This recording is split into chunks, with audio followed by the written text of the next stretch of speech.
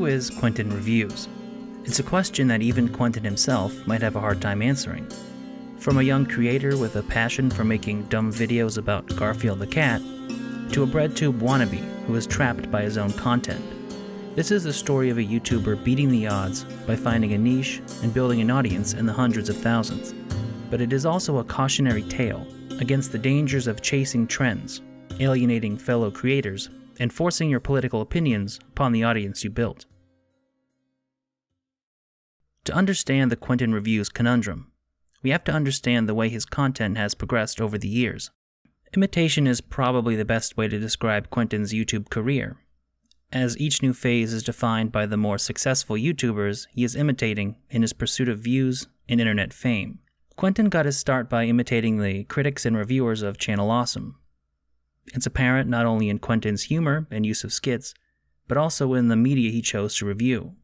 His reviews of Doctor Who, Voltron, Rankin Bass Christmas specials, and Fairly OddParents movies fit the mold of the average Channel Awesome creator to a T. As a user of a New Zealand bird-themed agricultural website put it, the only reason Quentin gained views was for reviewing things nobody else bothered to. Even before Quentin started his downward spiral, he was a C-tier reviewer. But he had no competition, and made the kind of content the algorithm loves. Long, relatively inoffensive video essays about harmless baby movies. His reviews weren't completely without any redeeming qualities, though. They were quite boring, but they had a certain charm to them, in the same way that old Nostalgia Critic or Cinema Snob videos did. These were videos made for the enjoyment of making them, without the expectation that they would be seen by anyone outside a small circle of friends. Caleb was amazingly free. Caleb could do like a lot of stuff because he went to a different school where they didn't even have a theater class. So we would just spend like the majority of our days Skype calling and writing stupid skits and dumb reviews. And the earliest videos are just that. Just us making videos for ourselves, knowing that no one would ever care about anything that we ever did. And that's still how we make videos. Yeah. The skits may be dumb and immature, but Quentin and his co-producer Caleb had good chemistry, in that teenagers calling each other gay way that almost anyone can relate to. You may not know me, but I know you. Area code of 859, graduating class of 2015 from Woodford County High. Email darren_doctor@hotmail.com. Social security number 086385955. Confirmed RoboFag. That's not my social security number.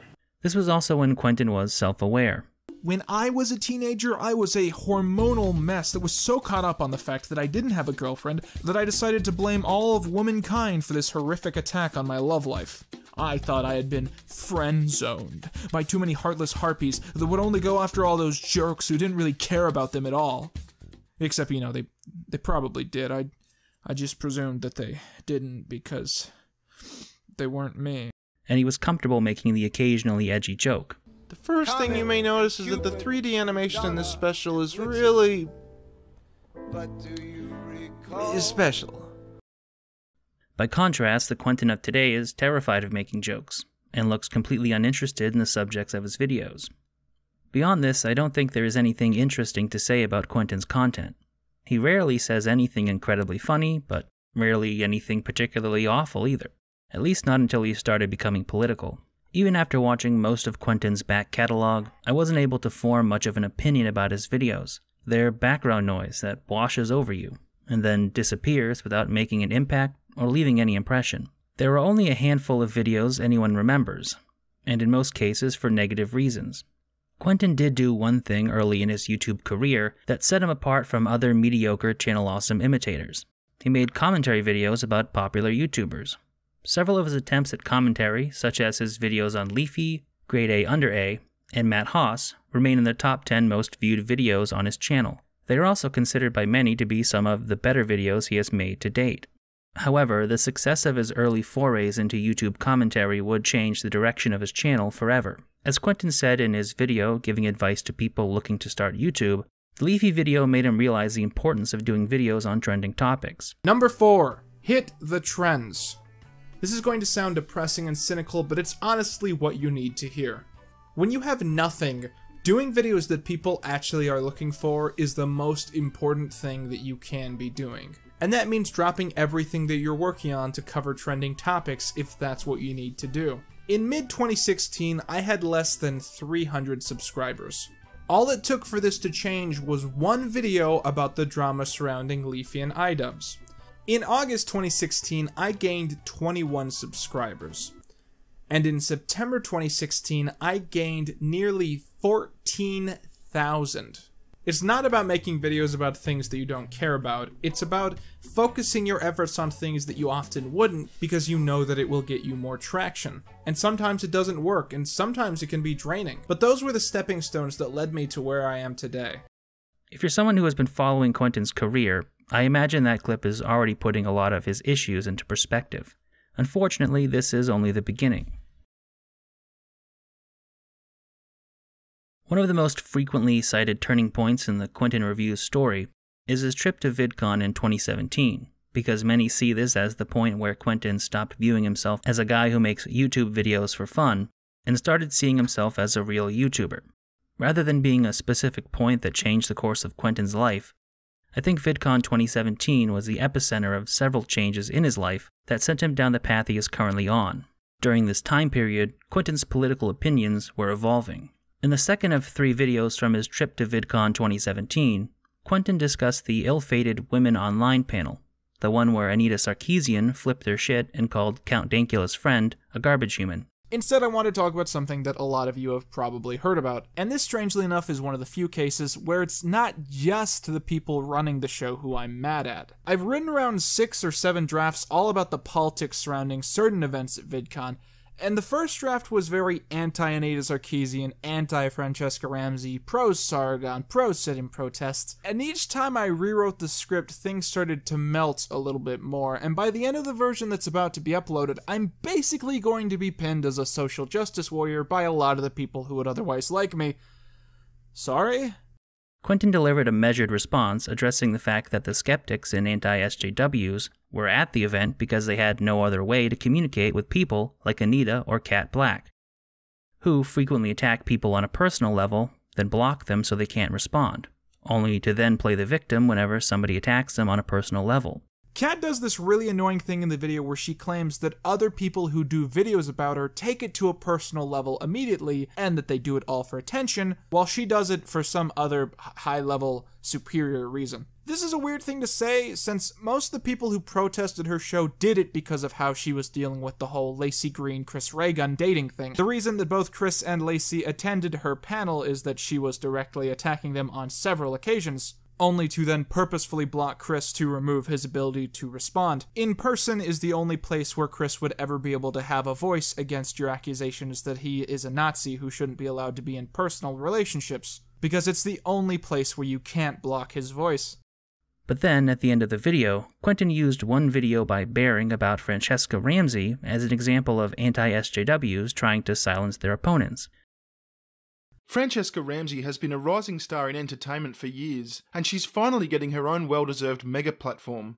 Yeah, sorry, she's not a fucking rising star in entertainment, she's nauseating. He questions not her opinions, not her stances, but rather he just seems to be upset that she can succeed on a professional basis while many people on YouTube don't like her. You see, this is an important distinction. You didn't make this video because you had a political point to make. You made it because you dislike a woman online and you wanted to remove their ability to have a voice. Quentin deleted this video because he made the point that you shouldn't try to silence someone just because you disagree with them, something he has grown increasingly fond of lately. There is a good reason to believe that VidCon 2017 is at the center of Quentin's political shift that led to multiple controversies and isolation from other YouTubers. Quentin would later refer to himself as red-pilled at this time, and from my research, that meant he was friendly with a few of the left-wing anti-SJW YouTubers and was willing to criticize the left for pointless protests like the women's marches. I want to directly ask the protesters in this instance a simple question. What is the scenario where you can throw your fist in the air and say, "We did it"? Is the ideal end to this that Trump gives up and resigns as president? Do you want just Hillary Clinton to be sworn in right now? Is that what you're aiming for? Is that what these protests are really about? What exactly spurred Quentin to change his political views is up for debate. as he has given different answers at different times. At one point, he claimed that what got him out was seeing a bunch of reactionary bros basically bully Milo Stewart, as well as witnessing the way the aforementioned anti-SJWs acted at VidCon 2017. During a Reddit AMA, Quentin was asked what led him to become a leftist cuck. His answer was that there was a moment in 2017 where he saw a photo of all these anti-SJW bros hanging out, and they all looked exactly like him. He came to realize that he bought into this culture, whatever that means, because it told him that he was the victim and no one else is. I have an inkling which image of anti-SJW bros he was talking about. I think it was this one, because this was the image he used in his deleted VidCon 2017 video when talking about the anti-SJW YouTubers. The point is that Anita's less than perfect show ended up creating an entire pantheon of creators who were against people like her. And anytime I see this image associated with angry straight white males, I have to chuckle a little. Just compare it to a picture of the leading breadtubers and tell me which one is the more diverse bunch. The reason this is worth mentioning is because whenever people talk about the downfall of a creator, there is a tendency to focus on one particular moment or event. Quentin didn't just flip a switch and become an NPC overnight. It was a process that was heavily intertwined with his growing identity as a professional YouTuber and his habit of chasing trends in search of success and fame. There are several ways to illustrate how Quentin's content has changed over time, but the first example I would like to use is his Fallen Titans series. Early on, Quentin realized that there was a major flaw in the content he produced. His commentary videos took very little time to make, but received far more views than his reviews, which were more time-consuming but also more fulfilling. The conclusion Quentin came to was that he needed to combine these two types of videos into one. Quentin may not agree with me, for reasons that will become clear, but I think Fallen Titans was the fruit of that marriage. At least on the surface, the series appears to be an in-depth look at the individuals and trends that have shaped YouTube and internet culture at large. Due to the success of Episode 3, Fallen Titans has arguably become the flagship series on Quentin's channel. That being said, Episode 3 is a bit of an anomaly in the series, which comes across as Quentin's attempt to jump on the trend of internet history videos. Episode 3 stands out because it is a subject that Quentin is quite knowledgeable about. Channel Awesome. Enter Doug Walker, a small-time commentary creator who started uploading content around mid-2007. His YouTube channel focused on three main shows: an in-universe discussion series about his childhood called The Nostalgia Critic, a series of clipless rant videos written from the perspective of Bum and about current films, and a series where Doug would post a clip from the film, usually with little more than an added caption introducing it.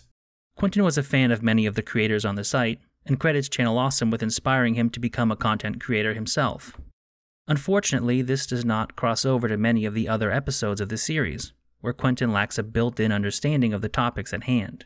The result is that a video presenting itself as a deep dive into a forgotten piece of internet history often turns out to be a collection of surface-level details, or Quentin simply talks about something he used to like and tries to build the episode around it.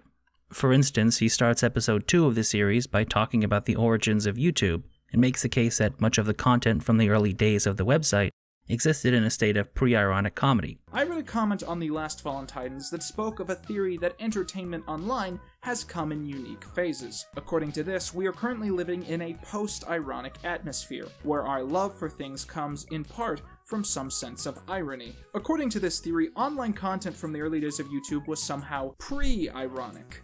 I think this is actually a very healthy outlook to take in terms of why content which we now find obnoxiously without self-awareness was ever popular in the first place. It sets you up to expect a really deep and insightful breakdown of early YouTube stars and the landscape of the website at the time, something akin to Down the Rabbit Hole. What we get is a generalized description of several early YouTubers, and a video which dedicates over a quarter of the runtime to talking about one episode of iCarly that featured Fred. Fallen Titans Episode 5 is supposed to be about the YouTube algorithm. The algorithm chooses what channels you discover, which videos get an excessive amount of views, and which content creators actually have their videos shown to their followers. But it's mostly about how the algorithm affected animation channels, which would have worked if it had been included in Quentin's Fallen Titans video about animation. At the end of the animation video, Quentin even mentions that the next episode will be a part 2. Next time on Fallen Titans, we're going to talk about what happened to animation on YouTube, where it went, and why it came back with a vengeance. I imagine that when he started to write a video about how the algorithm affected animation channels, he realized it wasn't going to be substantial enough to warrant a video of its own. So he had to throw in a little filler. The consequence being that the video feels very underwhelming as an exploration of the impact the algorithm had on the evolution of the platform. A recurring theme in Quentin's videos is that his attempts to create a deep and meaningful narrative around the topics he is discussing end up making his observations look even more shallow and poorly researched. It's apparent throughout his channel, but really noticeable in the Fallen Titans series. This trend has progressed to the point that it seems like his most recent episodes were written with a narrative in mind before he even began his research. His Machinima video might be one of his worst videos, because not only did he get a lot of facts wrong, Red vs. Blue was created by logging into a Halo 2 multiplayer map with multiple controllers and manipulating each character individually. The creator, Bernie Burns... My god, is that his real name? he either omitted or forgot to include several interesting details. One that was particularly relevant was that Rooster Teeth, which is owned by the same parent company that owned Machinima, ended up archiving some of the web shows that were lost when Machinima ceased operations. Some other Machinima properties, like Inside Gaming, were revived by Rooster Teeth and continue to this day. I guess that just didn't fit the narrative Quentin had in his mind, that Machinima was dead and he didn't care about it. It really does seem like Machinima, in any of the numerous ways that it existed in the past, is entirely gone for good. Machinima is dead. And I can't bring myself to care. Sorry. This tendency to preform his ideas has become a constant source of problems for Quentin, not just in his videos, but also in his political opinions and his interactions with critics and even friends. While I don't believe there was a specific moment that catalyzed Quentin's transformation into a left-wing culture warrior, The Last Jedi was the apotheosis. Whatever you think of The Last Jedi, Quentin made two pretty serious mistakes in his video about the movie. First, when praising the decision to cast an Asian actor in the film, I would like to commend the filmmakers for casting an Asian actress in the role. I know that pointing it out like that only makes it feel less normal, but the strange stigma that Hollywood has against casting Asian actors really disgusts me. And the fact that there are actually people on the internet who see an Asian actress on the screen and think to themselves, ugh, these social justice warriors and their propaganda, really disgusts me. Honestly, if you're one of those people who immediately sees a character on the screen that doesn't look like you and you just think, oh, this character could have been white, then honestly you can just fuck off. Then, when discussing the backlash to Admiral Holdo, but I've seen a lot of people say that it's, quote, feminist propaganda? What? I guess people are just triggered by Tumblr hair? Every movie, the women are the bosses, the women are the heroes. They're all lesbians. I don't even feel like her being a woman is that important to what she does in the movie. I just can't stop thinking that if this character was a guy, there wouldn't have been nearly as much backlash as there is. And that makes me think that that backlash really doesn't matter at all. delegitimizing someone's opinion because you don't like them used to be something that Quentin was against. But in this video, he went out of his way to strawman critics of The Last Jedi as racists and sexists. It's really no surprise that this video is still the most disliked video on his channel. In response to the backlash, Quentin released a parody review of Citizen Kane, but had to unlist it because his fans didn't realize that the video was satirical, and apparently many of them actually agree that the movie was bad. More importantly, the video referenced the work of a YouTuber named Mauler, who is known for his lengthy dissections of films such as The Last Jedi. Mauler commented on Quentin's video and offered to debate him on the subject, but Quentin declined. This is where things get really autistic.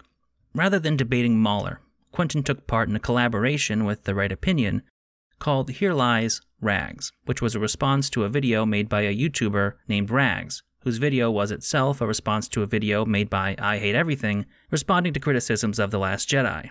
Here Lies Rags is legitimately one of the only times where I've been forced to watch a video in parts. TRO's videos are typically at least coherent, but Here Lies Rags is almost incomprehensible due to the lack of context provided, the headache-inducing music, and the disorienting cuts between TRO, Quentin, Rags, and I Hate Everything. For the purpose of this video, though, Here Lies Rags is notable for a few statements made by Quentin. His opening critique of Rags provided a general idea as to the complexion of Quentin's arguments in the video. But here lies the issue. The Right Opinion and I would not be discussing Rags' video if the issue at hand was just that he doesn't like The Last Jedi and other people do. The problem is that his thesis statement is essentially that other people are not allowed to disagree with his opinion, because his opinion is on a higher playing field than everyone else's. Or to put it like he likes to, his opinions are objective, and the opinions of people who disagree with him, well, those are just subjective. I'm not too familiar with Rags, but from what I gathered, he wasn't saying that his opinions were on a higher playing field. Rather, the point he, and therefore Mahler, were making is that there are subjective and objective ways to judge a movie. A way that a movie could be objectively bad is that it breaks its own established rules. Or you could have serious errors in continuity, or production errors like a boom mic being left in the shot. Quentin understands this concept. He reviews things for a living. When he says something like, a review is just a description of an experience, it sounds like he's trying to weasel his way out of saying that a movie he unironically likes is bad. Where this weaselly behavior turns sketchy is that it appears as though Quentin deliberately misrepresented Rags in this video. I have to bring this up because in his video, Rags says that Luke and Kylo not using force powers against each other in their battle is a contradiction. Also, I noticed the lack of force powers in that fight. But that's only true under the standards of the prequels. So yeah, I have no idea what I'm actually saying. We need more context, Quentin. We don't even know what Rags' point was. I'm the one who said it, and I don't even know what I'm saying. We'd have to, here. How bizarre is that? We'd have to go back to Rags' video to figure out what TRO / Quentin is responding to, instead of just telling us, The chat is saying that I was saying the fight was lame, the fight in the throne room was boring, and I was talking about the throne room fight. But the throne room fight doesn't have Luke in it. I know, that's strange. Is he? Because I've got. Were you actually Rex's talking about point the? Is against the Rey, Kylo, and Guards fight, not the Luke versus Ben fight. Let's just hear that again. It's a contradiction. Also, I noticed the lack of force powers in that fight. If Rags is referring to the throne room fight, this is a straight up malicious fucking move with editing. Yeah, because I've got 1, 2, 3, 4, 5 people saying that I was talking about the throne room fight. And if you were talking about the throne room fight, it's relevant because Kylo nearly dies because he forgot he had the Force. Yeah, but Quentin is framing this as if I'm talking about Luke and Ben fighting. Yeah. Oh, someone said they found it. 1:10:34. Wow, we're near the end of your video, but we've still got 50 minutes of this. Jeez, we went of force powers in that fight. Also, of course, Rey does better than Kylo does because. Uh-oh. Hang on, Rags, I can play this for you as well. Oh, unless you're doing it yourself. In a nutshell. Well, the throne room encounter with Kylo. Yeah, it's about the throne room, 100%. Oh, Jesus fucking Christ. I'll just send you the URL so you can have a look. No, I know it. I said I remembered, but with the confirmation, yeah, I was talking about the throne room scene. Rest in peace, Quentin. You've fucked up miserably now. Instead of it being a matter of you being disingenuous and putting words in our mouth through interpretation, extremely crappy interpretation, you've actually repurposed a clip. The chat. You've actually repurposed a clip to mean something else. So. Wow, that's pretty fucking scummy. Further credence was lent to this theory when The Right Opinion appeared on the EFAP podcast, and it was discovered that some of Quentin's dialogue from Here Lies Rags did not match the script he had sent to TRO. Okay, so Rags' point was that, sure, they were made to sell toys, but wouldn't it have been better if they were also to influence the plot? Mm-hmm. And Quentin says, so the idea of someone saying that a Star Wars film was, quote, objectively, supposedly, morally worse because those... You can say it louder. Oh, sorry. I was just reading to myself. Also, the idea of someone saying that the Star Wars film is, quote, objectively and supposedly morally worse because there are parts intended to sell toys. And that's not, as much as you've got the script there, that's not what he says in the video. No, he says objectively without value, as if Rags said that. Did he say morally? I don't remember him saying morally. I don't know. This is just the script. So No, he no, may have like changed the wording in delivery. Yeah, he probably So is did. that his script? That was his. That's what he wrote. Oh yeah, if that's what he gave you, that's not what he stuck to. The three clips. The first one is Rags responding to I Hate Everything, who said the throne room is amazing, the whole fight's amazing, and Rags was like, they didn't even use the Force in that fight, and then moves on to more criticisms of the throne room. And then we go to your video, where Quentin says that Rags complains that there's no use of the Force in the fight between Luke and Kylo. And then he plays the clip of Rags saying, they don't even use the Force in this fight. And then that's it. And I think I told you about this. Like it's yeah, you did tell me about this. Quentin did actually mention this to me because he did. I think he watched part. Well, I know he watched part of the stream. He said it was a legitimate mistake, and therefore I don't know what else I can say about that. Like you can judge that explanation for yourselves. We may never know why The Last Jedi was the hill upon which Quentin chose to die. For some reason, these movies are now a cultural battleground. So perhaps he thought he needed to support a progressive film with a diverse cast, which would be ironic considering that he accused Mauler and Rags of viewing themselves as warriors. This might seem blunt or crude, but the ultimate issue to me is that Mauler and Rags believe that they are part of a battlefield fighting their holy and protected beliefs. Socially, they use their flawed thesis to justify the fact that they believe themselves to be warriors. You two are not warriors. None of us are warriors. We are geeks online that talk about films. Stop acting like you are warriors. I think a simpler answer is that Quentin can't handle criticism. Early on, he faced some hate from fans of grade A under A, but the bubble of obscure content he lived in essentially allowed him to build a very successful YouTube channel without facing any real backlash along the way. When he gave a hot take on a mainstream film, he got hit with some harsh criticism that he wasn't used to. How did Quentin respond to his critics? Well, instead of debating Mauler, he had a dishonest one-sided argument with Rags, and then blocked them on Twitter. This is the mentality that led to his current predicament. As with many YouTubers, Quentin's undoing would be the result of politics, or rather, his inability to discuss political issues in a reasonable manner. Quentin has always talked about politics, but the tone has changed significantly over time. The SJW-ish manner in which he strawmanned criticisms of The Last Jedi as racist and sexist is one example, but it was a series of gaffes made in late 2018 that brought him under an even greater degree of scrutiny. Before we discuss these events, I want to say that I will be periodically cutting to clips of Quentin on the State of the YouTube podcast, which chronologically takes place after the controversies. I just think it will be easier to follow if I go over each incident individually and then give Quentin's response, rather than going over all of the incidents and then talking about the podcast afterward. The video that appears to have started a lot of the drama was a video Quentin made commenting on the subscriber race between PewDiePie and T-Series.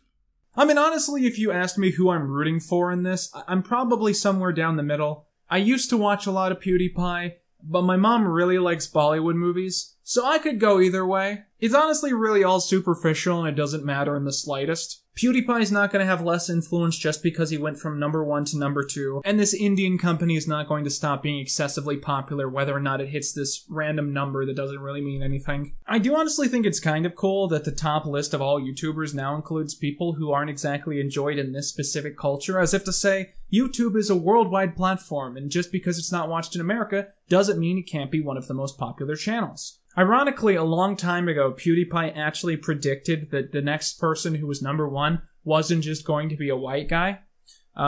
He posed it like an insane conspiracy theory, which I think he was being sarcastic, but still it was kind of weird. It wasn't the only bad take Quentin had about PewDiePie, but the backlash was serious enough that Quentin deleted the video. It's possible that Quentin was simply being a contrarian, but as we will see later on, there is reason to believe that he genuinely didn't understand why people were supporting PewDiePie. On one hand, he mocked PewDiePie and MrBeast for playing up a meme and creating content, while on the other hand, he dismissed the idea of supporting an individual creator in the face of a corporate entity. No matter what Felix does, no matter what he says, no matter what videos he makes, he will always be less popular than the concept of Bollywood. In the last month or so, PewDiePie and this guy called MrBeast have been openly campaigning against T-Series. they've spread a lot of theories about sub-botting, and they've been taking out billboards, and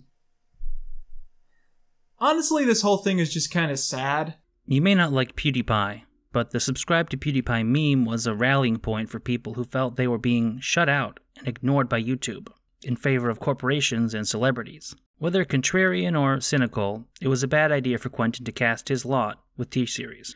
Quentin ended up fanning the flames of the controversy when he deleted the video and then filed DMCA takedowns on channels that re-uploaded the video, doxing himself in the process. Quentin did explain why he decided to take down his own video, but the justification he gave for DMCAing archival re-uploads was pretty weak in my opinion. Now, not saying it's comparable to your exact situation, but what do you have to say to your defense of kind of just DMCAing channels for re-uploading your content? My situation was, sorry, you dropped out. I might have been talking over you.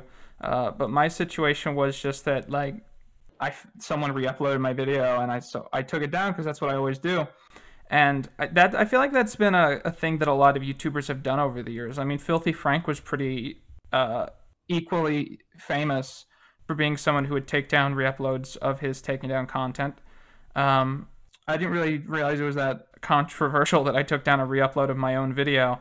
And I guess I've thought about maybe at a time where I'm not getting a lot of heat of releasing some of those claims because it was just 2 of them. But I feel like I don't want to do it at a point where like everyone's actively going after me because I don't want that to be the reason why I'm doing it. As for the whole T-Series video, I realized here's the reason I took it down. That was growing incredibly fast. It was a smart upload as a business move, and it was going to become my most viewed video, and I don't really care about that whole thing. And I did that video kind of half caring, being like, I'll make some jokes about this, but I don't think it matters. A lot of people got mad about the situation, telling me it was a bad video because of 1 or 2 points they didn't like. And it was growing so fast, it was easily going to break 1 million really quickly. And I was like, I don't like the video. I want to take it down and redo it. I had this plan where I was going to redo it without talking about the drama. I was just going to explore the history of T-Series. It was, I was going to do a video called like Quentin Reviews T-Series Movies, where I was going to like review their movies. I feel like that's a lot less likely to happen now that like people are actively mad at me because of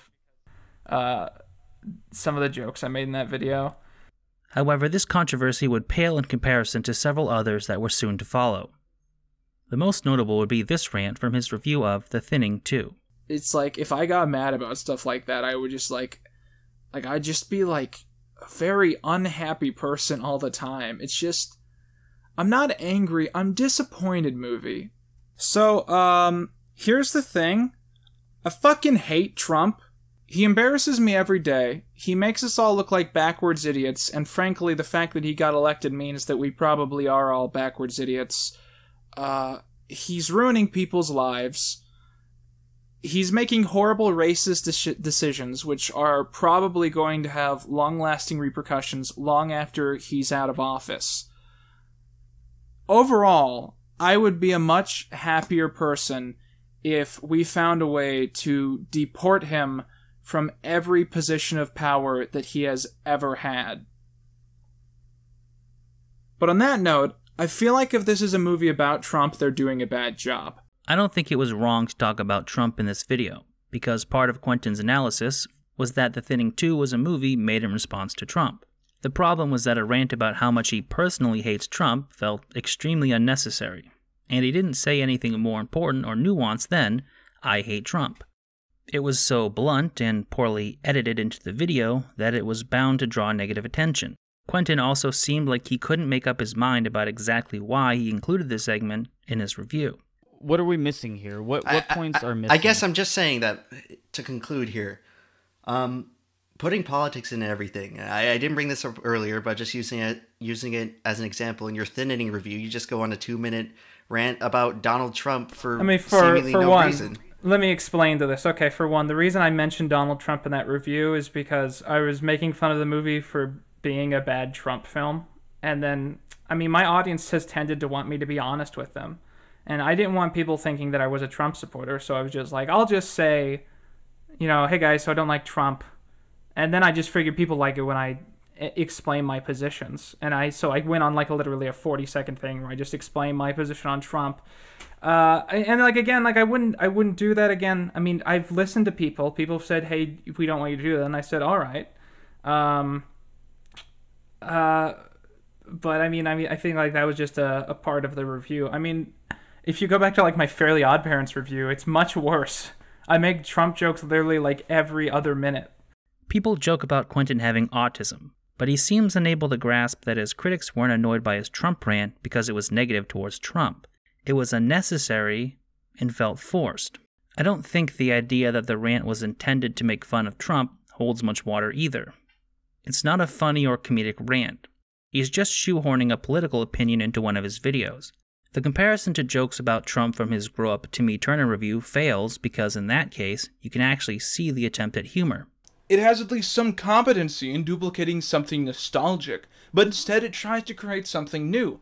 And by new, I mean bland, and by bland, I mean terrible, and by terrible, I mean build the wall, build the wall, build the wall, build the wall. It's not a rant about how much Quentin hates Trump, ham-fistedly inserted into a review for no reason. The same inelegance was present a few days later when Quentin tweeted his disappointment in PewDiePie for having Ben Shapiro on his channel, because Ben Shapiro is a transphobic and occasionally racist egghead. When you have him on your show and humanize his platform, you help him grow. Aside from this tweet being random and bizarre, Quentin also failed to provide any evidence of Ben Shapiro being transphobic or racist. Why is that? Why? What is your grievance with Ben Shapiro? Ben Shapiro, he has had a lot of controversial moments. There was, for instance, an instance where he said like a very racist thing about Native Americans. But the big thing he's infamous for is he has this anti-trans rhetoric that he spreads around. And I cannot stand transphobia. It's one, you know, you could say that it's not something I'm tolerant of. I'm very pro-LGBT, and I really am annoyed by this, you know, this rhetoric he throws around. There's this stance he says where it's like, the reason I don't like trans people is I like science. We're not talking about a different Ben Shapiro either. This is the guy who makes so many bigoted and offensive comments that he had to make his own list to keep track of them. If there was one person on the internet that you could easily dunk on for the sake of lefty Twitter points, it would be Ben Shapiro. But Quentin fucked even that up. He also struggled to explain why it was wrong for PewDiePie to have Ben Shapiro on a show that wasn't political in nature. I just feel like it's hard to explain. I mean, I strongly feel that Ben Shapiro uses his platform to spread very hateful ideas. I don't see transphobia as a political belief. I see it as a form of hatred. And if PewDiePie is going to introduce his audience to this guy and just like, you know, show it, like, have fun with his audience and this guy, I feel like a discussion of who this guy is warranted. And like I said, this is old news, but I mean, that's just how I feel. I think this comes down to the problem I discussed earlier. Quentin will form a narrative in his head before he even researches a topic. He made up his mind that Ben Shapiro is a bigot, which he is, but Quentin never bothered to find any evidence to back up his opinion.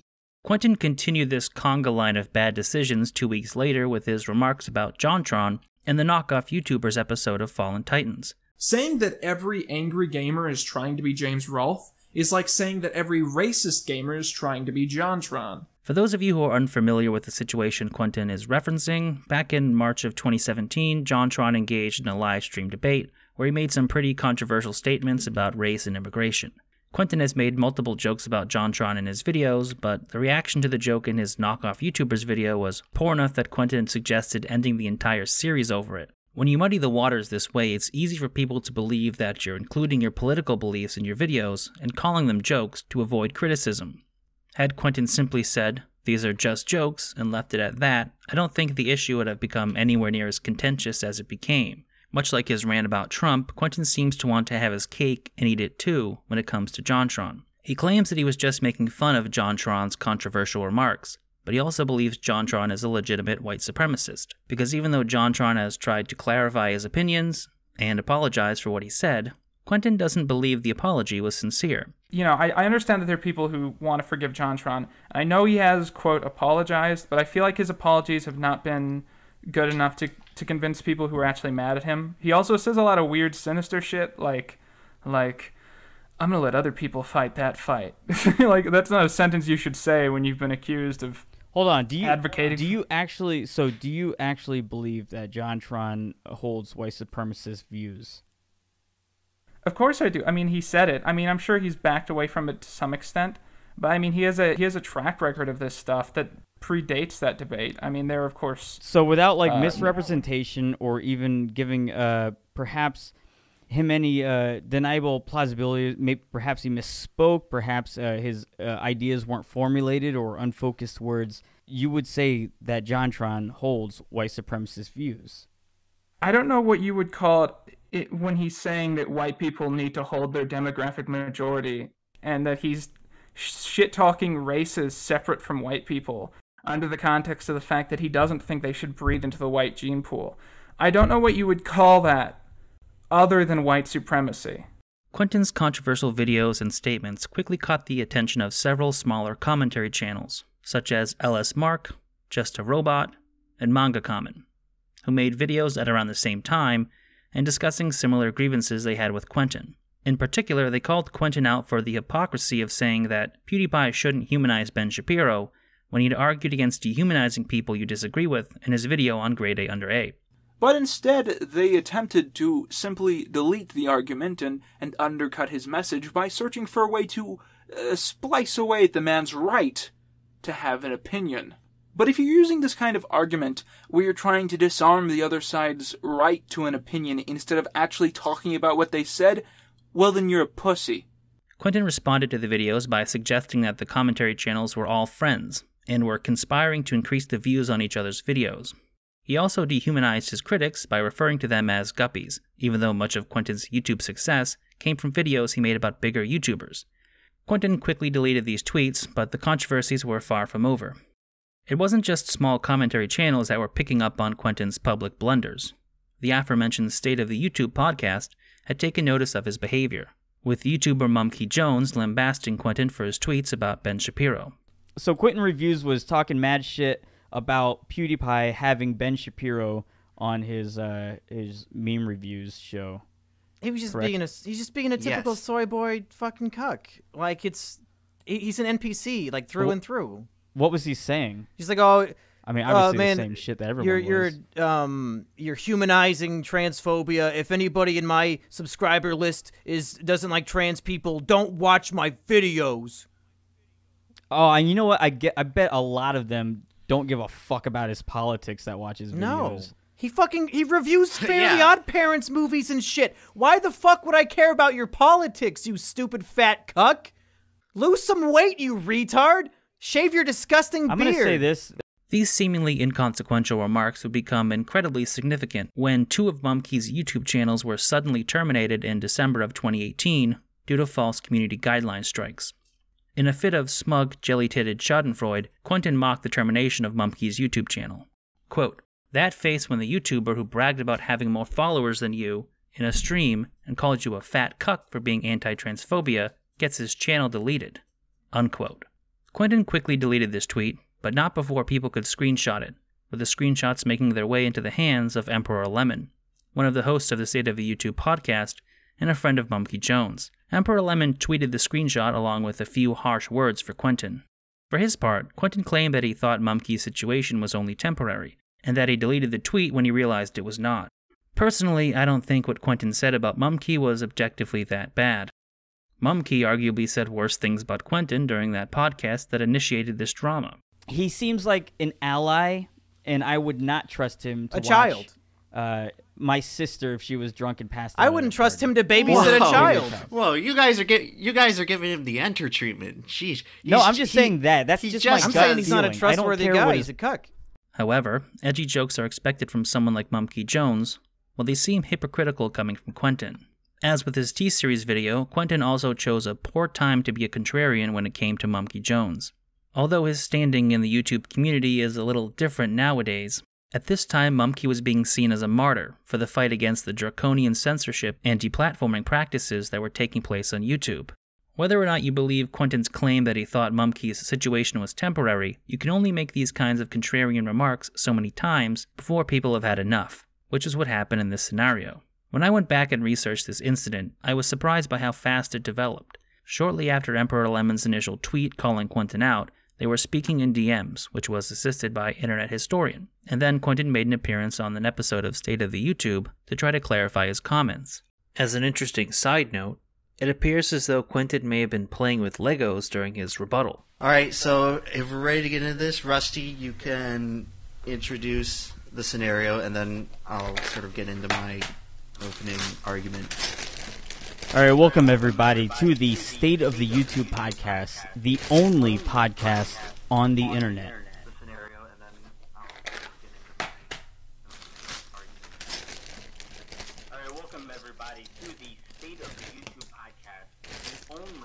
Although this conversation has largely faded into the background of many other YouTube controversies, it provides a valuable insight into the way Quentin thinks and the double standard he has for other people. Before anything else, I wanted to say that a lot of people figured out that I used to be a certain way on YouTube, and now I've sort of evolved to a different person with different perspectives. And I guess I've really been pushed away from everyone the last month and a half because I haven't had anyone really try and reach out to me. Like, people who have the ability to reach out to me. I haven't had that. I've had people who agree with me reach out to me, and I've had people who disagree with me shit talk me. So I've been, like, I feel like that's pushed me away more than anything else. It's very interesting that Quentin places the onus on the people who disagree with him to reach out, given the fact that he also dismissed the criticism levied against him by the commentary channels only a short time prior to this.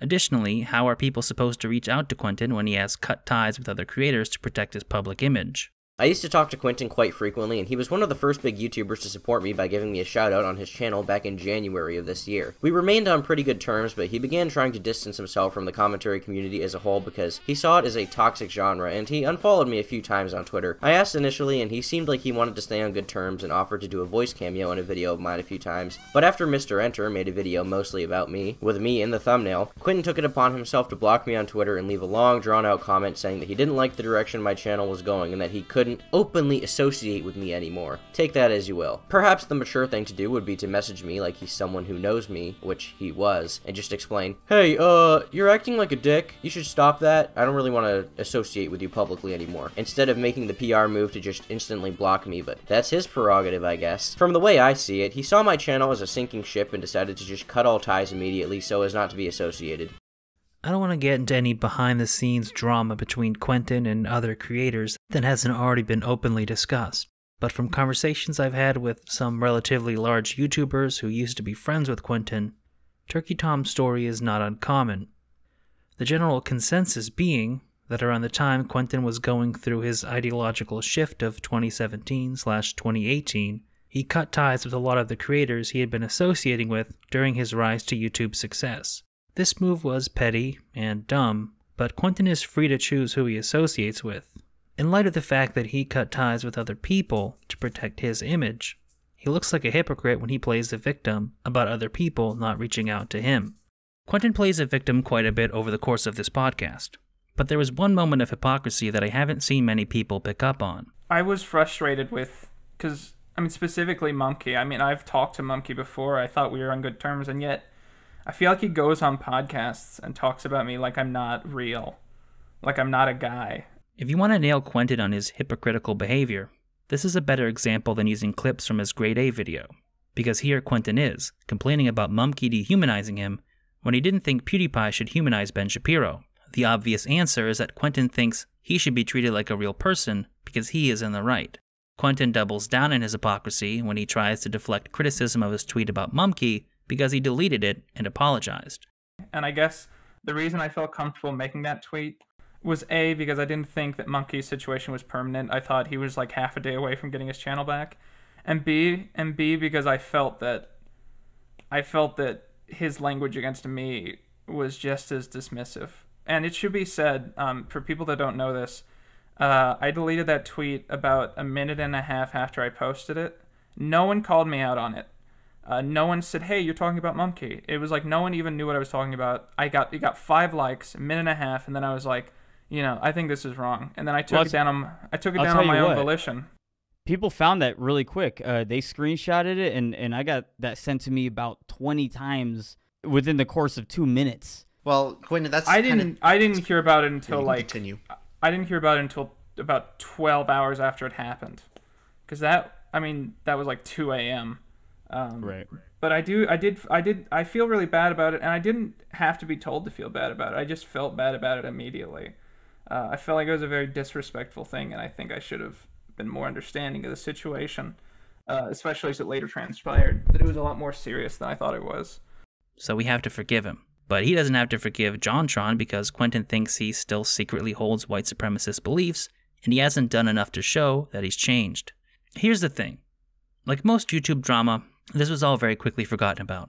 A few of the aforementioned commentary channels made follow-up videos, but after a little while everyone moved on.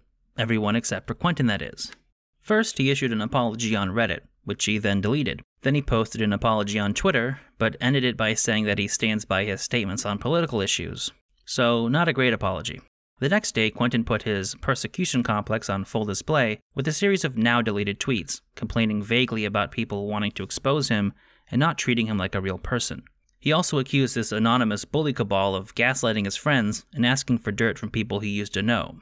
Quentin would continue brooding over this topic for weeks, with occasional social media outbursts. On the 31st of December, he posted his side of the story in a meandering Twitlonger post where he doesn't take any responsibility for his actions, other than being dismissive of the commentary channels who made videos about him. Of course, he doesn't refer to any of the guppies by name, or address any of their specific complaints. After some rambling about his political beliefs, he ends the post by saying that the hate he has received has given him crippling anxiety that makes him not want to get out of bed in the morning. The next day, he was on Twitter complaining about people using quotes from his grade A video instead of debating current Quentin. But as Manga Comment pointed out, how is he supposed to debate current Quentin when current Quentin blocked him? So even though Quentin doesn't think SJWs are real, he has become fond of their tactics. Quentin was still brooding over commentary channels in mid-February of 2019, and even got called out by Internet Historian. As I said earlier, Internet Historian facilitated the conversation between Quentin and Emperor Lemon, and he was part of that State of the YouTube podcast. In the past, he has even collaborated with Quentin, but it has been rumored that he was one of the creators that Quentin cut ties with. Historian has since mocked him at the end of his My Immortal video. Let me ask you a question. Do you think Quentin was ready to let it go now? I get a message from an account called Not Mumkey Jones on Twitter. It's a parody account of me.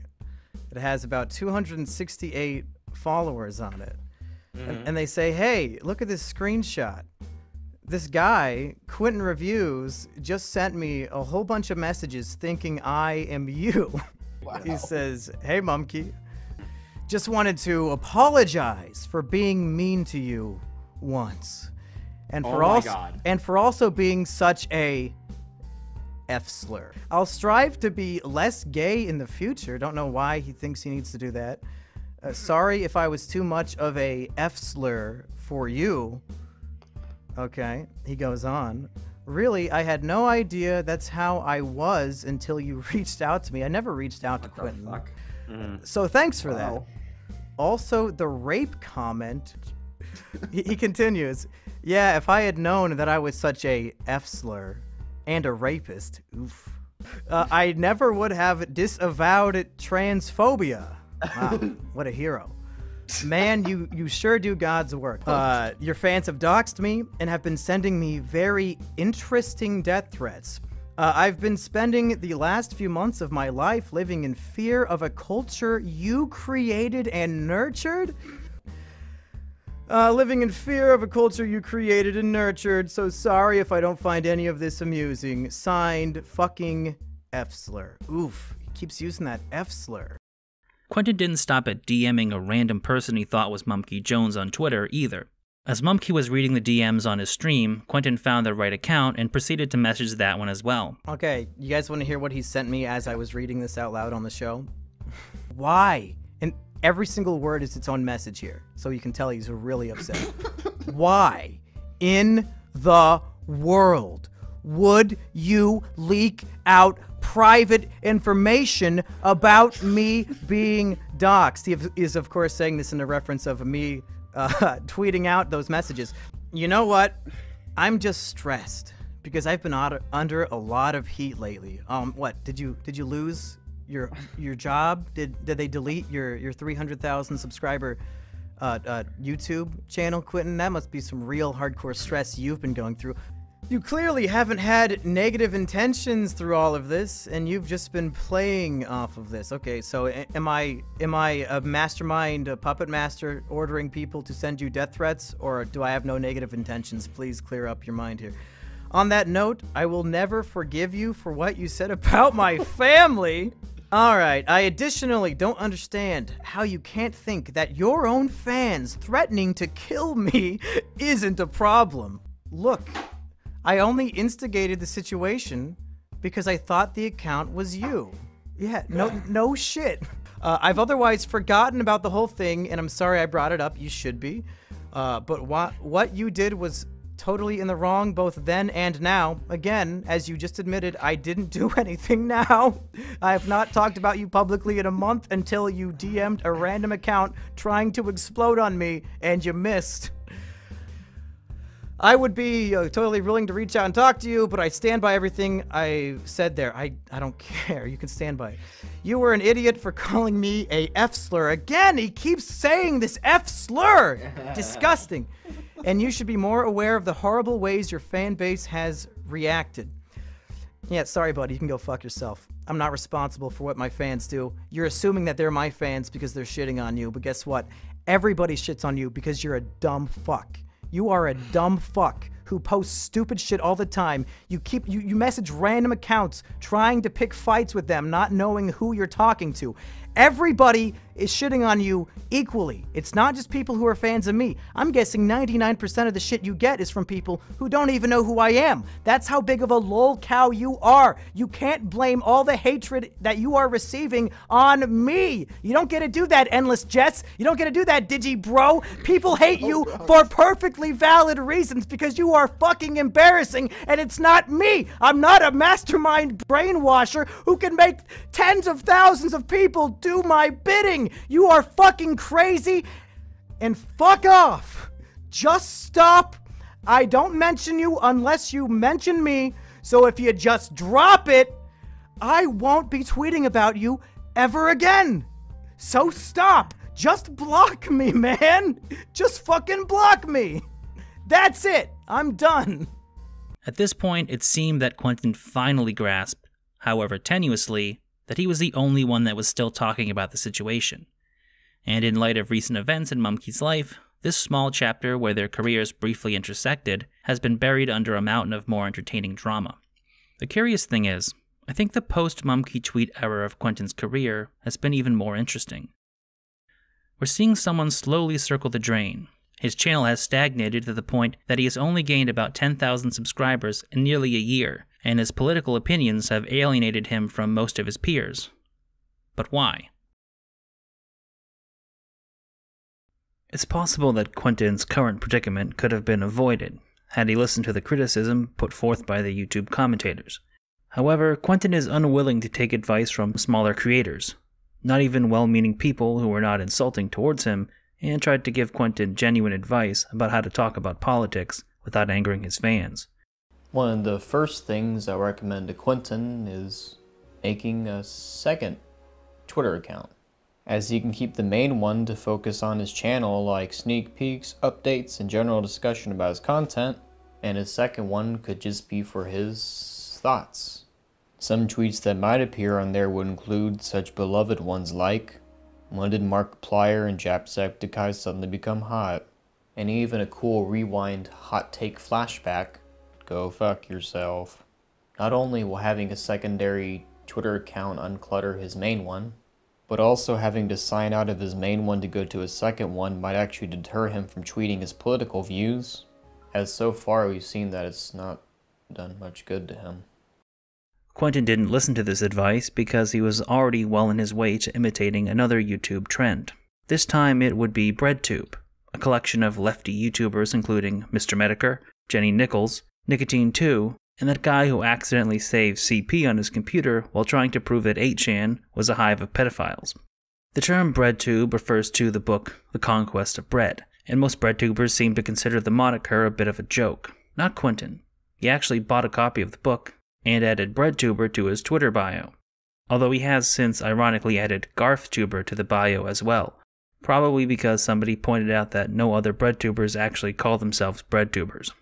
I don't know exactly when Quentin became invested in BreadTube, but based on his Twitter, it seems that he was aware of H-Bomber Guy at least in April of 2018, and ContraPoints by September.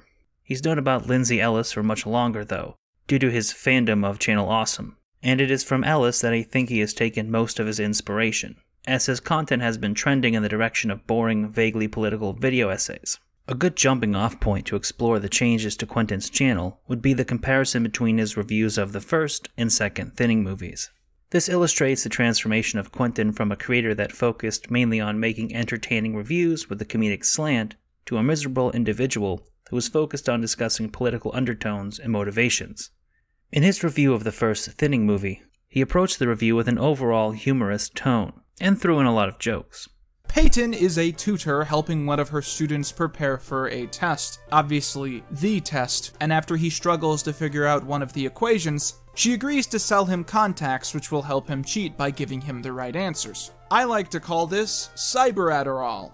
In the review of the second Thinning movie, he sounded depressed and unmotivated. The jokes feel like Quentin's attempts at sick burns rather than comedy. Wade Freeman is a football player at the school who gets out of the repercussions of the test basically because he's good at sports. He walks around like he owns the place, he hogs the attention of the viewer whenever he's on screen, and all around he just comes across like a cartoonish narcissist. In other words, he is an on-screen representation of what Logan Paul is like in the real world. When he broke down the ridiculousness of the plot in the first film, he made jokes and generally mocked the film in a lighthearted way. And Logan is all like, "Whatever, Dad, shut up!" And I'm just like, motherfucker, I get the whole teen rebellion thing, but if you do not get above an 80% on this test, they will euthanize you. But when he did the same thing in the sequel review, it seems like he didn't even want to be there. You can't even get mad anymore about this stuff, because it's like, if I got mad about stuff like that, I would just I'd just be like a very unhappy person all the time. It's just, I'm not angry, I'm disappointed, movie. This is just a hunch, but I think Quentin left his awkward and unnecessary Donald Trump rant in the video because that was the only way he was able to motivate himself enough to make the review in the first place. Quentin has been saying for some time that he lacks motivation to make content for his channel and wants to make videos about political and social issues. It's a curious shift in opinion, considering that during a commentary video on his review of Rudolph and the Red-Nosed Reindeer and the Island of Misfit Toys, Quentin stated that he hated the idea of turning movie reviews into moral discussions. Yeah, here's the bullshit, this is another thing that I do that I would never do. And I told you this, I said, I don't want to do this in a review ever again. And you were like, when have you ever did that? I hate this shit where I try and make a movie discussion into like a moral discussion. I think it worked, and you did do it. You've done it twice. You did it in Fairlies as well. Yeah, I did, but I think it worked better in Fairly. That's either one of the. Yeah, I think that's either one of the best parts of that video or one of the worst, and I can't tell.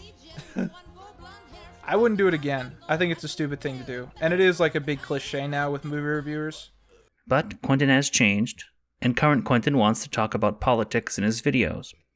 The problem is that he's really bad at talking about politics. Look no further than his video on Avengers Endgame, where he starts talking about Reaganomics. To believe that Thanos' plan makes sense, you have to believe in Reaganomics, and if you believe in Reaganomics, then your understanding of the world is equally as malnourished and underfed as the people whose lives have never been fixed by Reaganomics. Quentin will still occasionally make random videos like a 3-hour-long fever dream about characters from B-Movie, but it's clear that his political leanings are constraining the content he can put out. When he was reviewing Season 11 of Doctor Who, he had to let everyone know that he didn't have a problem with the Doctor being a woman. Because, I mean, there are a lot of people like me who just have, like, constructive criticism or just weren't invested and just didn't feel the season. And then, you know, those people are fine. If you dislike the season, you're not a bad person. But for every one of those people, I've seen about 10 people, usually on Facebook, who are just saying the most ridiculous, heinous shit that I can't get behind. Things like, one of the cast members in this season is a Muslim woman. Muslim women aren't real. They shouldn't be on TV. Or like even bigger idiots saying shit like, the cast of this season is really culturally diverse, and that's forced diversity because those could have all been white actors. This makes my pee-pee soft. And like to all those people, I just want to say, could you do us all a favor and shut the fuck up? Because I'm sitting here, I'm trying to review the latest season of a time travel show, and I have to stop and distance myself from literal racists who presume that because I didn't like this season that I must agree with their weird Klansman rhetoric. His political opinions are affecting his content in another way. He used to make a lot of jokes, but BreadTubers are only capable of making two kinds of jokes. Either they talk about their genitals, or they smugly insult people they don't agree with. Since even Quentin knows that nobody wants to hear about his garf tube, that really only leaves one source of humor for his videos. Also, I stopped taking the red pill, and apparently that shit is super high in calories. The important thing to understand is that politics aren't just making Quentin's content worse. They seem to be taking a heavy toll in his mental health. In April of 2019, he stated that the only thing keeping him sane was reading r/BreadTube and r/Chapo Trap House. Without them, he would have gone over the edge, and they're the only reason he's still making YouTube videos. It's ironic that Quentin accused Mahler and Rags of thinking they were warriors, when that is exactly what he has become. You know you've crossed a line when you're getting into Twitter slap fights with right-wing webcomic artists and saying Nazis hating you is better than drugs. Political Twitter spurging isn't particularly unusual, especially for left-wing YouTubers. I could show you countless tweets where Quentin talks about Nazis, Antifa, and so forth, but it's irrelevant. The real issue is that Quentin's obsession with politics is creating a vicious cycle that is making his content worse, causing his channel to stagnate, and making him more depressed. Whether he knows it or not, Quentin articulated this problem in a series of self-pitying tweets from July of 2019. Quote, "Honestly, I've just felt really ostracized and alone lately, and since a big part of my coping has come from browsing things like r/BreadTube, I really wanted to try and make content that helps other people in the same way, but I think I've done a generally bad job of it. My video on Natalie is so bad, within 12 hours of posting it I felt like absolute garbage for making it, honestly. I was hoping it would be something I would be really proud of, but I know it's not good. I think YouTube's just been really confusing and hard recently, especially in order to pay the bills. I need to have big numbers, like I used to, but I don't know if I want to make the same stuff. I stopped looking at my channel months ago, because every time I'd see how little I've grown or how much my videos underperform, I'd feel unbelievably frustrated and depressed. And I guess I've just been trying really hard to be part of something I care about to counteract that." End quote. It's easy to see how Quentin's situation has gone downhill so quickly. He became increasingly political, which alienated him from his contemporaries by cutting ties with his problematic friends and saying dumb shit about other YouTubers. In response to Quentin's pity party, The Right Opinion pointed out that Quentin was the one who ostracized himself from other YouTubers. When Quentin tried to find another YouTuber friend group, he chose BreadTube, which only made him more political. In his efforts to join the clique, he has been desperately sucking off big BreadTubers like ContraPoints and making videos praising them as saviors of the internet. And for us to have any chance of fixing this, to have any possibility of making the internet anything more than a burning dumpster fire, there's something you have to do. You have to subscribe to ContraPoints. And you can't just stop there. You have to bring Contra to your friends, your family, your enemies, everyone. Show it to your teachers, your crush, your weird uncle who makes you uncomfortable at family get-togethers. Print it on a cake. Put posters around your town. Scribble it on the side of an egg before slamming it on the head of your local fascist. Because ContraPoints has the power to save people.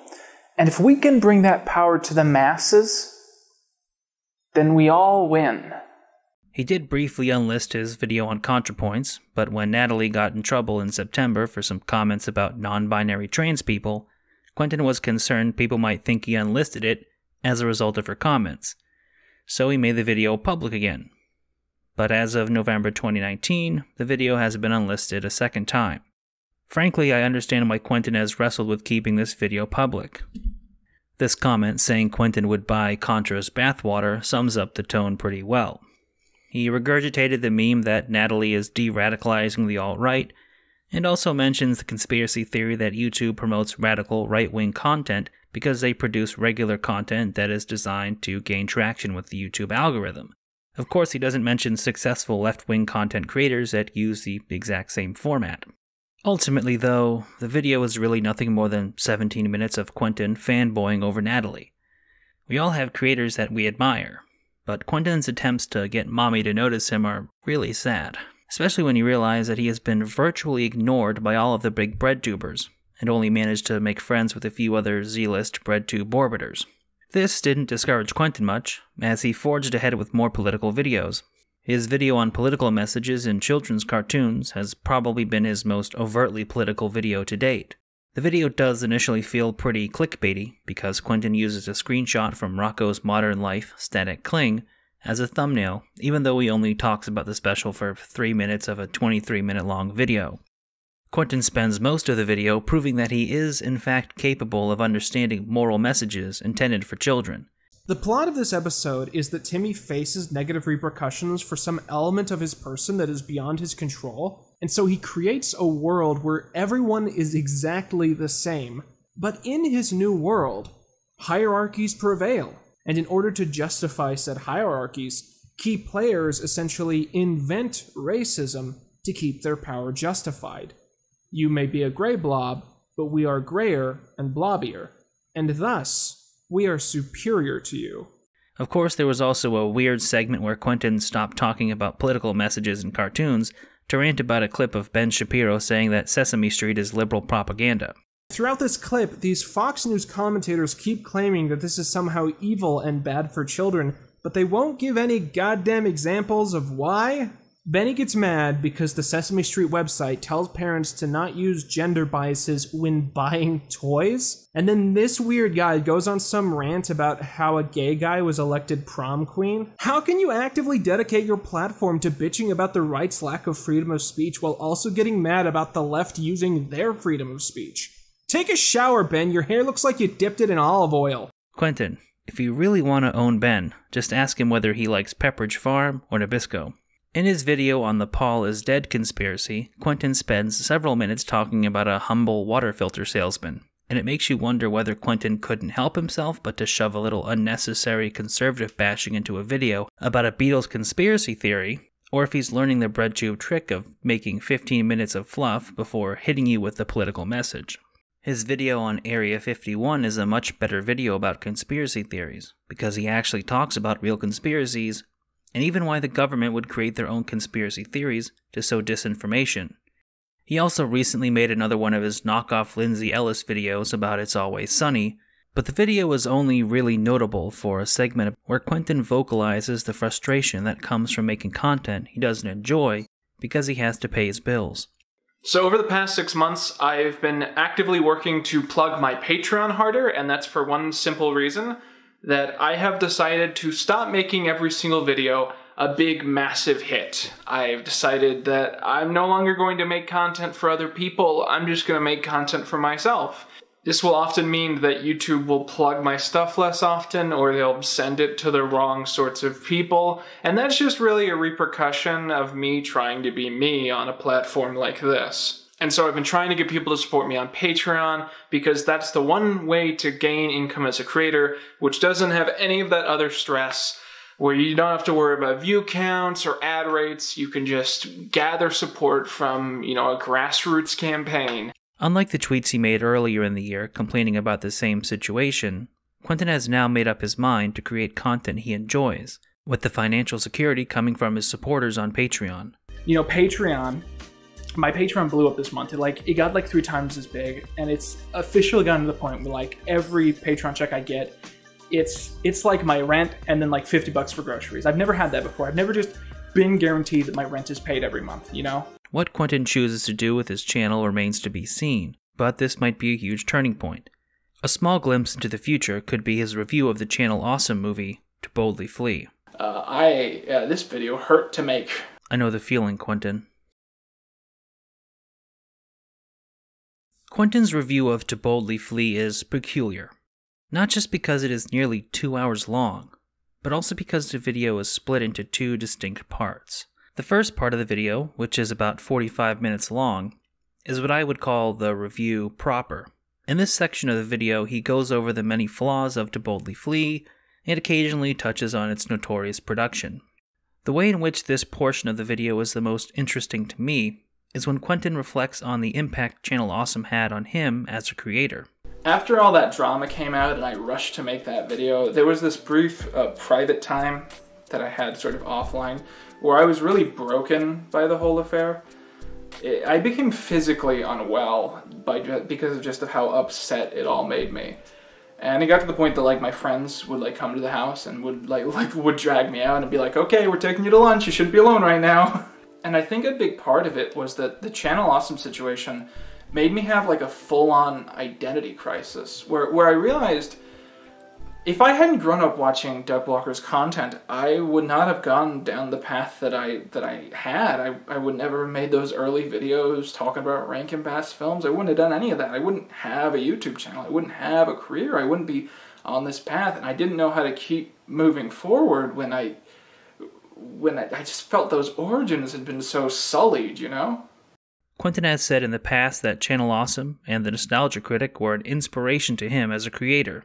But it is eerie to hear somebody say that they had an identity crisis because an internet movie reviewer turned out to be kind of a bad guy.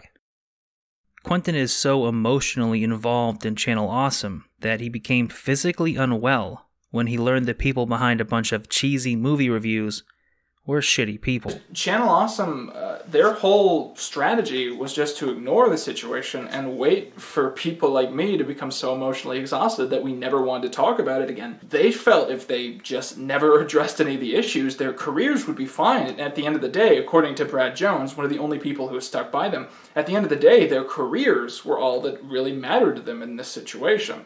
This thing, and one thing that we kept saying on our site and at other sites as well, is we were saying like, I mean, look, like Logan Paul filmed a dead body and like he still has a career. Say what you will about Doug Walker, but he was smart enough to shut up and wait for the controversy to blow over. Quentin is incapable of that, and he knows it. Perhaps that is why he takes so many shots at Brad Jones in his review of To Boldly Flee. I've been informed that Brad specifically hated always being called Bradican in the script, and that when people started calling him that in the fandom, he got really upset, going as far as to ask that references to this be removed from the IMDb page. So, Bradican is now what I'm going to call him for the rest of time. Apparently there is some other drama that went down between Brad Jones and Obscurus Lupa, but Quentin only references this one interview as the source of his disdain for Jones. Quentin, if you don't like Brad for sticking by Doug Walker, you're probably not going to like your pal Harry defending pedophiles or gaslighting sexual harassment victims to defend his something awful buddies. Quentin's emotional attachment to Channel Awesome takes on a greater significance later in the video, when he outright states his desire not to be like Doug Walker or create content similar to his. My biggest aspiration as a creator, perhaps unconsciously, has become to never make any content that even has a slight association with the work of Doug Walker. I don't want my reviews to be like his. I don't want my actions to reflect his. But most importantly, I don't want my filmmaking to even be slightly similar to anything he's ever made. There are a few ways to interpret this. It could be Quentin yet again retconning the reason his personality and content has changed, from saying it was because he saw a picture of anti-SJWs who all looked like him, to saying he saw a reactionary bros bully Milo Stewart. Now it's because Doug Walker was so bad that it sent Quentin into a dark place and made him want to change his content. Realistically, it was probably a mixture. He was already changing in the wake of VidCon 2017, but the Channel Awesome controversy probably did have a big impact on his identity as a creator. Quentin doesn't really have a personality of his own, and in the middle of his identity crisis, he might have latched onto BreadTube as the antithesis of Doug Walker. The fact of the matter is, BreadTube certainly has a lot in common with Channel Awesome. They've progressed in almost the exact same way, with their videos becoming longer and more theatrical, with increased emphasis being placed upon skits. PhilosophyTube is literally including multiple full-length musical numbers in half-hour videos. Does that remind you of anyone? This is where things come full circle. The second part of Quentin's review of To Boldly Flee is essentially Quentin's own version of a Channel Awesome-style lore movie. It's pretty terrible. Intentionally so. It's supposed to be mocking terrible movies like To Boldly Flee, but it's not clever. At the end of the day, there is little difference between a shitty movie and an ironically shitty movie, especially if the ironically shitty movie doesn't have anything particularly clever or incisive to say. I saw the suggestion on Quentin's Kiwi Farms thread that this was a thinly veiled way to take jabs at his detractors, because Quentin makes the main villain of the movie Donald Trump, and he wears a Trans Rights Are Human Rights t-shirt, and there are several other moments here and there that feel aimed at people who have complained about him being too political. Here I am! You're that weird guy that got banned from Magic the Gathering! I'm not entirely convinced, but Quentin did end up pettily responding to comments in a thread about his video on the Channel Awesome subreddit, so at the very least he's still so hung up on criticisms that were made nearly a year ago that he had to visit the Channel Awesome subreddit and reply to comments that didn't even mention his username. As I was writing the script for this video, I assumed that Quentin's To Boldly Flee video would be the last video I would talk about. But then Quentin released episode 12 of his Fallen Titans series, which is supposed to be about creepypastas. Two things stick out about this video immediately. It's the longest episode of Fallen Titans by 8 minutes, and it was released a week after his 2-hour-long review of To Boldly Flee. To put it bluntly, a week is not enough time to research, write, and edit a 36-minute-long video that is supposed to deep dive into an internet subculture. Quentin knows this, which is why 2 minutes into the video, he says that he wants to drop the contrived format of the series and just talk about old internet stuff. Basically, like most episodes of Fallen Titans, well, the pretense of the series and the setup for the episode implies that we're going to be taking a very literal look at the historical downfall of something that was once massively important to everyone and now doesn't exist in the slightest. In actuality, what this video is actually going to prove to be is some geek sitting in front of a shelf of toys and talking about something he has some vague nostalgic recollection of and making fun of it as sort of a way to say, hey, don't we change? Doesn't media age badly as we grow up? I don't know, it's just gotten to the point in the show where I can't keep up with this idea that Titans exist and that your worth can be valued through your influence. I just want to talk about old internet stuff if that's cool with everybody. Then lumbers through a 3-minute ad read. The rest of this video is genuinely awful. Quentin doesn't even start talking about the first creepypasta until 7 minutes into the video. Then he literally just reads the Jeff the Killer creepypastas off his phone for 8 minutes. And the phone is clearly visible for long stretches of time. Later in the video, he repeats this process by reading the Sonic.exe creepypasta for 5 minutes, without adding anything remotely funny or entertaining. It's a low-effort post even by Quentin's standard, but the cherry on the shit sundae comes when Quentin says that he hit the wall while writing the script and decided to give up. You know, while I was working on this script, I sort of expected there to be this crescendo at some point where I would transition into the modern age, as I usually do with this series, and I would talk about a couple more interesting stories. But right about here, I hit this weird wall where I was like, no, I'm done. No, this is it. We're done. And I was worried that that meant the video was bad, but everyone seems to agree, like, yeah, we're done. That's it. That's creepypasta. You did it. Quentin could have easily discussed the way the creepypasta genre has given way to horror narration channels on YouTube, many of which have hundreds of thousands or even millions of subscribers. There is the emerging genre of Reddit text-to-speech channels that focus on dark subject matter.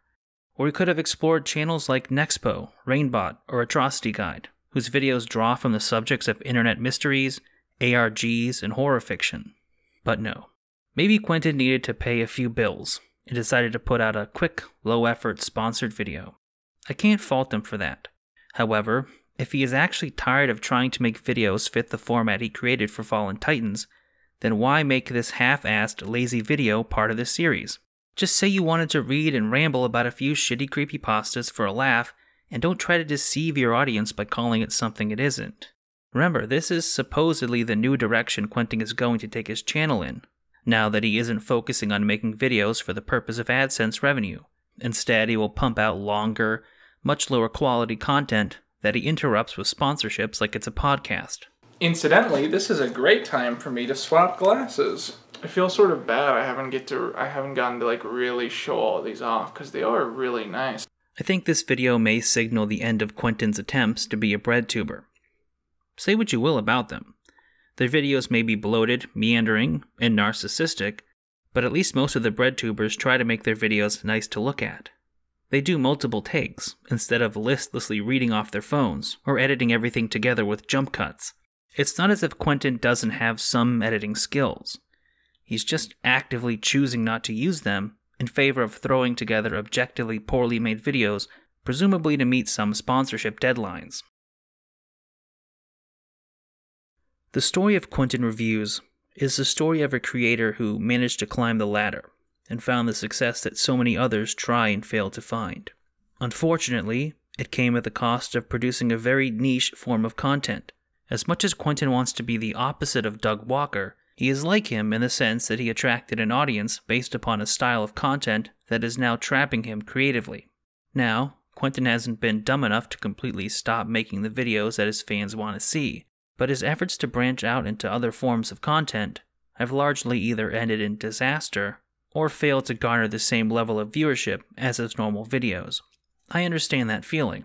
I've made a few videos that have diverged from my usual offerings, and it's frustrating to see them flop or underperform. When you attract an audience, you start to think of them as fans of you, and to have them reject one of your creations feels like a rejection of you as a person.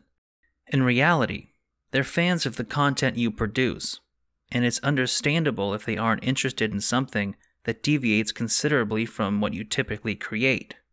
Even Red Letter Media faced this problem years ago when they tried to break away from the Plinkett reviews and produce other shows like Half in the Bag.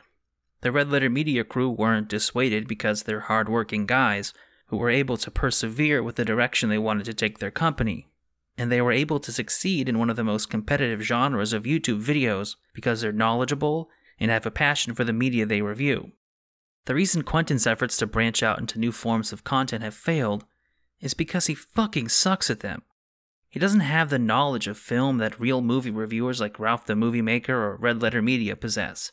So when he talks about movies or TV shows, he can't give you a deep insight into what is right or wrong. I've watched so many of Quentin's reviews. Time after time, his assessments amount to little more than describing what happened in the movie and saying, "It was bad." That's okay in his niche of Garfield and kids movies, but when he steps up to talking about mainstream films, he struggles and resorts to talking about social and political messages to make his interpretation seem meaningful, in lieu of a genuine understanding of film. His ability to discuss political issues is just as bad, because Quentin is uninformed and narcissistic. He believes himself to be fighting for something, and he's incapable of having a rational political discussion. That wouldn't necessarily preclude him from talking about politics on YouTube, as most of the biggest breadtubers are uninformed, emotionally unstable narcissists who bullshit their way through 40-minute-long videos. But unlike Quentin, they're willing to put a little effort into the production value of their videos. They don't stare into a camera, do one take, and edit everything together with jump cuts. Breadtubers throw on the bisexual lighting and chuck and jive for the audience that is only there because they have a parasocial relationship with the presenter. When you just sit in front of your toy shelf and lifelessly read your scripts, you're indistinguishable from any other bottom-of-the-barrel YouTuber who makes video essays about children's media. I know this is falling on deaf ears, though.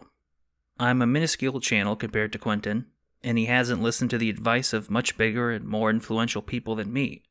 I went into this video thinking it might be a funny trip down the rabbit hole of a lolcow in the making, but it ended up being a lot more bleak than I expected. I don't think Quentin is a bad guy. At least he's not an egomaniacal sociopath or racist pedophile, like some of the other people I've covered. He isn't at the point where he is antagonizing his own fan base, but his reputation might have been irreparably damaged in the eyes of any potential new fans. That's probably why his channel has barely grown in the last year. Even though he's made a lot of bad decisions, I'd like to see Quentin's channel get better. He's clearly unhappy with the content he is making, and his videos are getting objectively worse as time goes by, but he's too stubborn and or conceited to make any of the changes people have suggested. At the end of my videos, I try to find a way to sum everything up and reflect on the subject I have been covering. In the case of this video, I drew a blank. Now, I'm never satisfied with my videos, but at some point you have to finish the project, or it will never be done. With Quentin, though, I kept feeling like the video was missing something big. I was worried that I hadn't done enough research, so I pushed myself to watch more of his videos, even though it didn't help.